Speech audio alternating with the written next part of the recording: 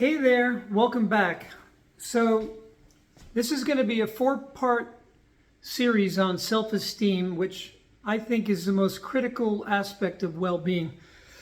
I'm convinced if you don't feel great about yourself, you just can't feel great about your life. So in the first part, I want to talk about what virtually everyone I know bases their self-esteem upon, like the total basket of stuff that people would form an assessment about themselves and how they feel about themselves. In the second and third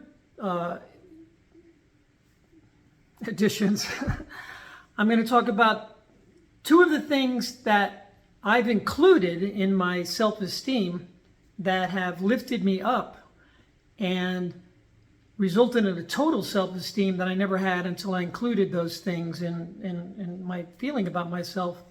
And then in the last one, I'm going to take you on my personal journey of self-esteem from boyhood right on up to the present moment, and how that evolved and how it came to be the way that it is. And I think that's helpful to see that kind of evolutionary process in self-esteem in some other person, confessed without any BS. And I hope that will help you. So, okay, here in this first one, there's absolutely no doubt that if you're like 99% of the people out there, you base your self-esteem on how you rate yourself in these areas that I'd call your storyline, which is everything having to do with you.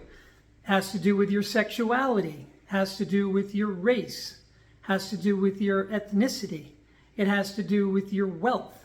It has to do with how overweight or not you are, how handsome or beautiful or not you think you are, how smart or not you think you are, whether or not you feel like the job that you're doing is a worthy job, whether or not you have a relationship that you think reflects well upon you or not. It goes on and on and on.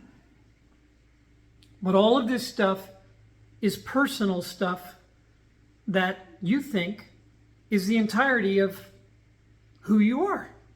I mean, is there anything outside of like your physical self, the roles that you play, things that have happened to you that shamed you or made you feel great, stuff you own? I mean, I personally, I couldn't conceive of anything outside of that. My religious conviction or lack thereof, where my tribe stood in the hierarchy of tribes in the culture that I was in, whether I lived in a desirable town or not, or what school I went to, or whether or not girls were attracted to me, or whether or not I'd been laid yet, or how tall I was. All these little pieces of meanness, my stories about them, adding up to a feeling about how I feel about myself.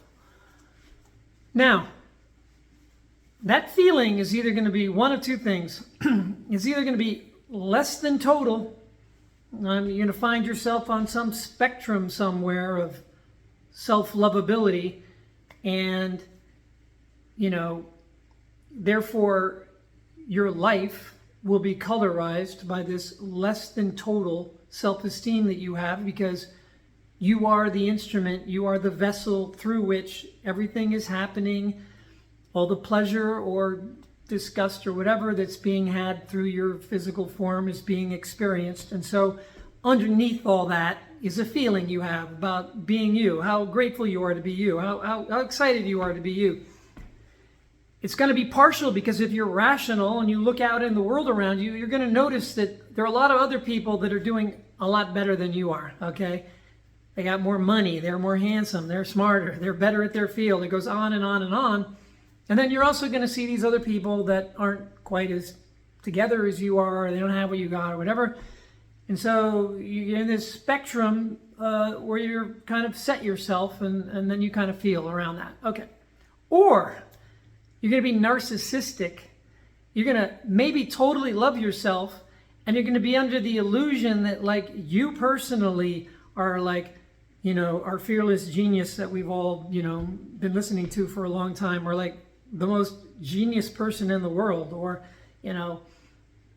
through dint of your efforts, you went out and became a billionaire. So you're obviously like a superior human being because you have managed to accrue to yourself massive resources, which are a measure of a man, or whatever it is that you think you personally, have done or whatever that puts you in some stratospheric place of favorable comparability to other people in the world. That's called narcissism, and that doesn't really make you feel good because underneath that is actually an insecurity.